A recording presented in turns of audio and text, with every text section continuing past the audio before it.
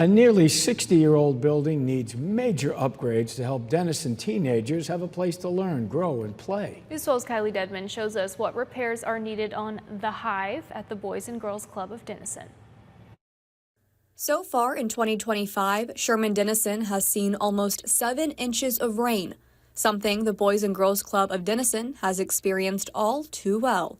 Our roof at our Teen Center The Hive has started having lots of rain and flood inside the gym itself, and so we're really working to try to get that facility renovated. The Hive is a teen center for the Boys and Girls Club of Denison. Executive Director Ron Nixon tells me they got the nearly 60-year-old building in 2015 from Denison ISD, but it wasn't until a year and a half ago when the roof started to rust. It's really standing out this year more than ever before, so we really have an impact of that, of not being able to use the facility the way we want to.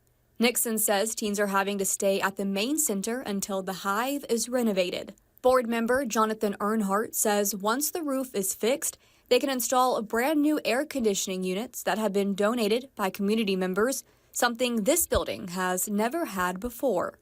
It makes me feel great that people have stepped up and will step up because it's definitely needed.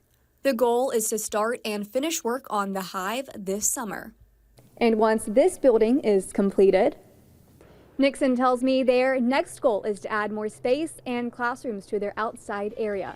If you would like to donate, you can do so by going to the link on this story on our website at kxii.com.